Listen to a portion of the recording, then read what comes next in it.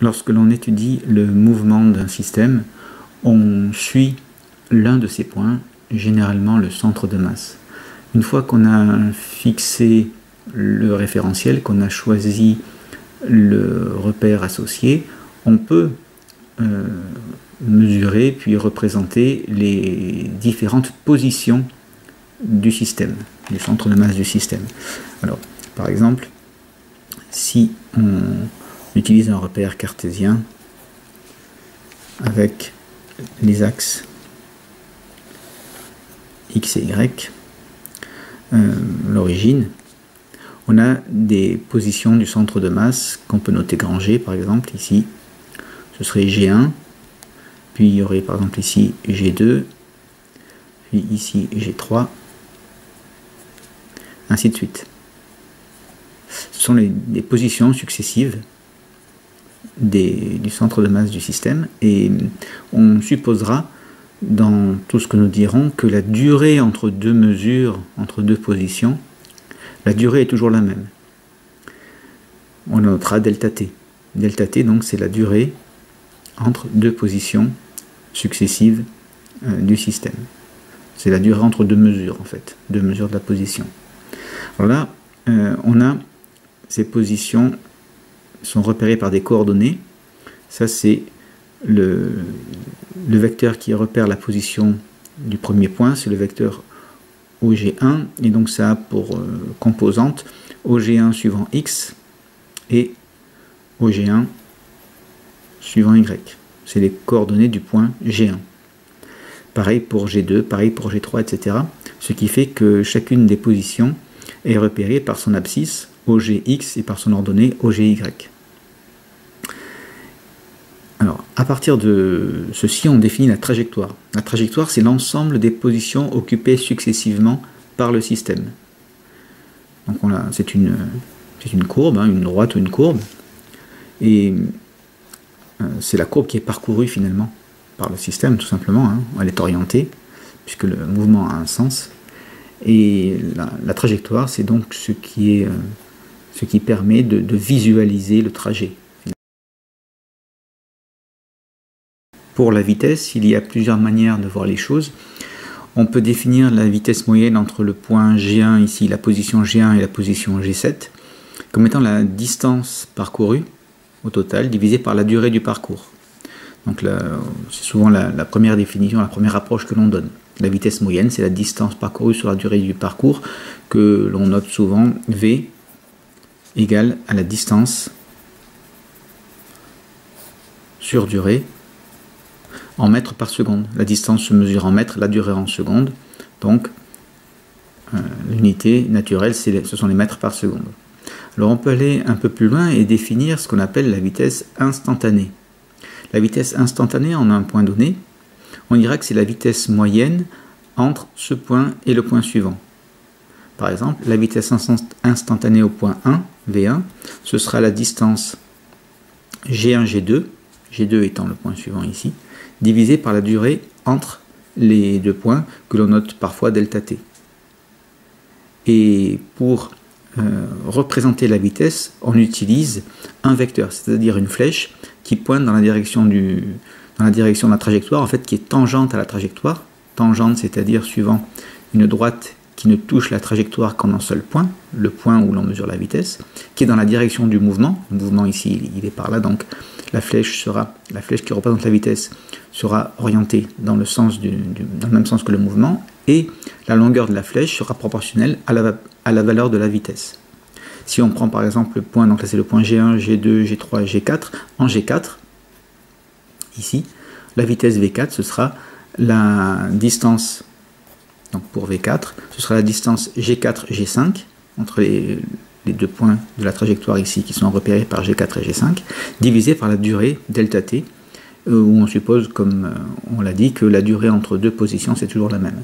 Et donc si on veut représenter ici le vecteur vitesse en ce point-là, eh bien on aura un vecteur qui sera tangent à la trajectoire dans le sens du mouvement. Là ce serait la vitesse V4. Et ici c'était V1, vecteur vitesse V1. Alors par rapport à la longueur du vecteur, la longueur du vecteur doit être proportionnelle à la valeur de la vitesse.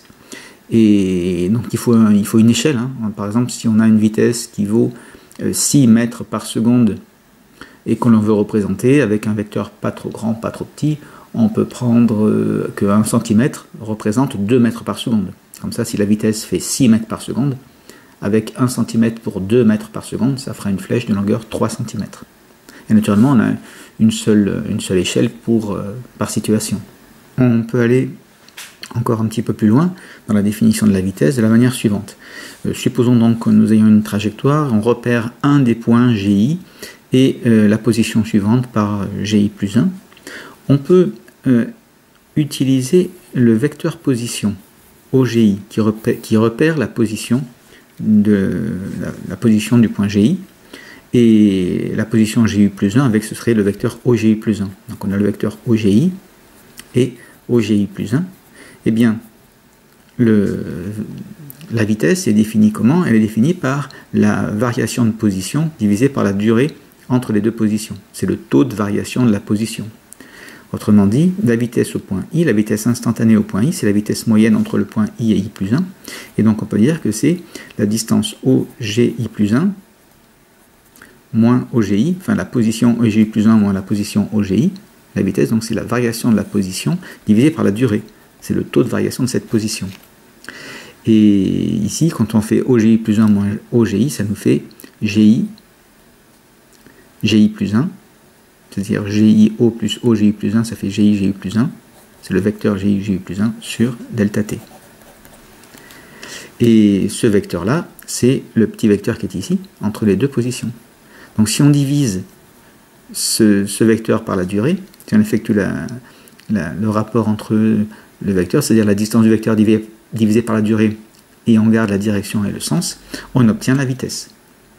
La vitesse, donc, c'est la variation GI plus 1 sur delta t. Donc là, il faut choisir ensuite une autre échelle, comme précédemment, pour représenter la vitesse donc, par le vecteur qui est tangent à la courbe au point GI et qui a la longueur proportionnelle à la valeur de la vitesse. On peut encore présenter les choses différemment. Lorsqu'on a écrit ici la vitesse comme étant OGI plus 1 moins OGI sur delta t, on peut dire également que VI, la vitesse instantanée au point I, ce serait la variation du vecteur OG, delta OG, sur delta t, pris au point I. C'est la variation du point I du vecteur OG sur delta t.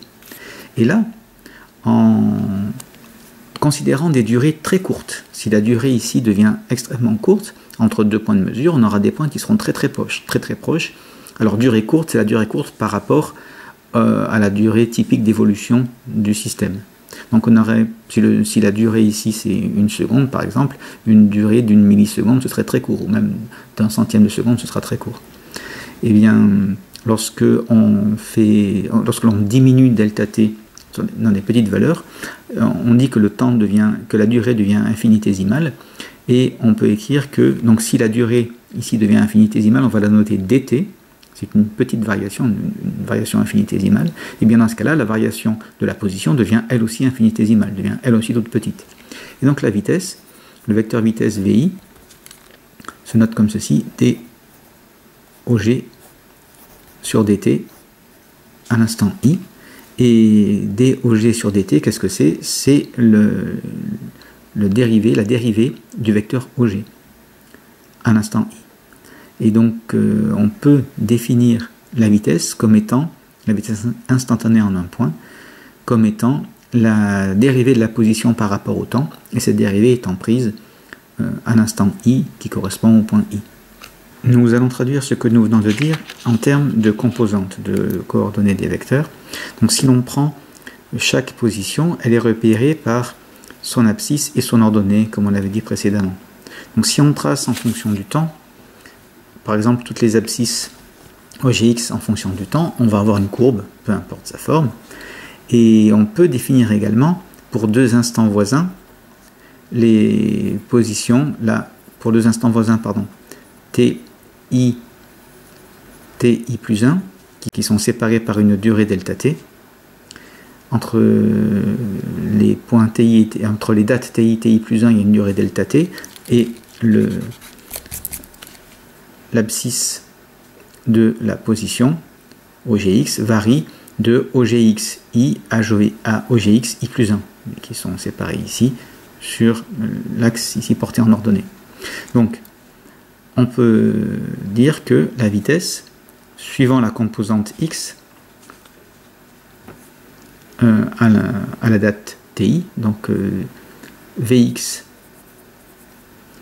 à la date ti, ce sera égal à quoi? La composante horizontale de la vitesse, donc ce sera OGXI plus 1 moins OGXI, l'écart entre les deux abscisses successives, divisé par la durée entre les deux positions étudiées, divisé par delta t.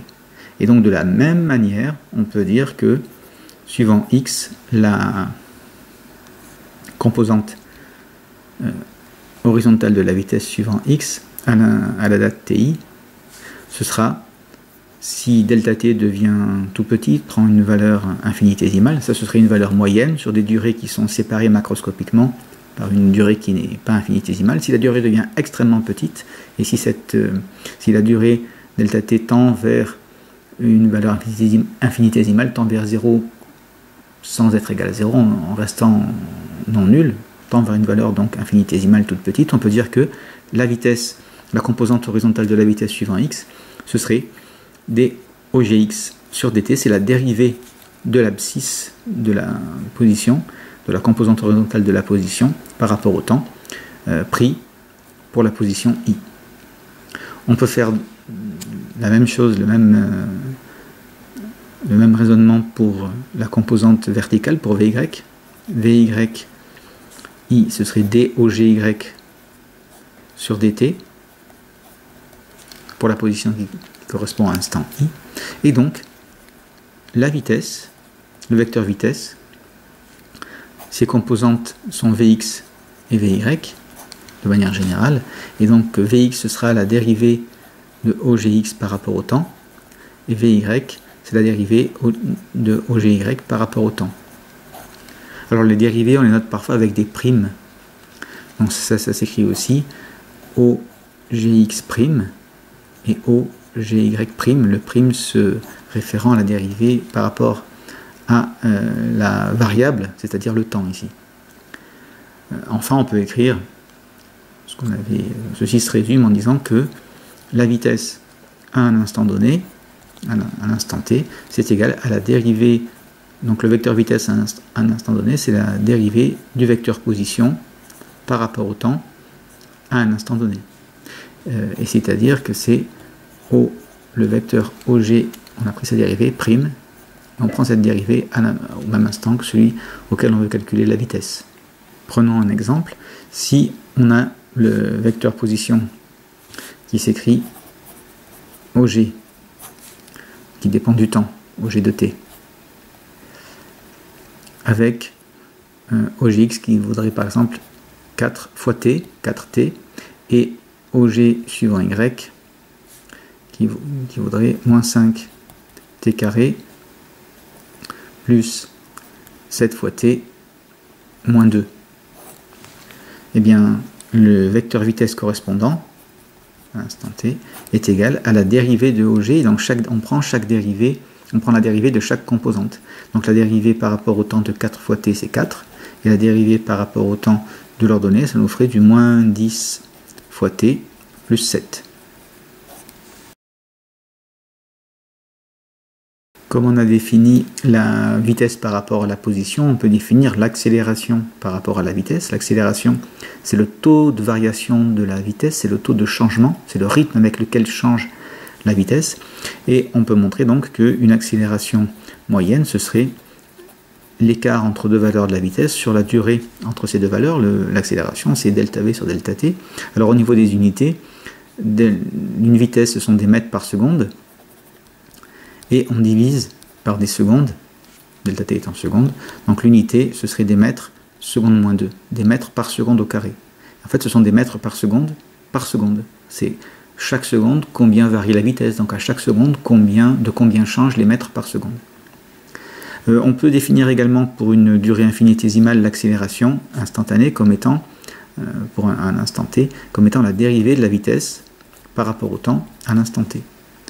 Et donc on peut faire exactement comme précédemment, utiliser les dérivés de chaque composante.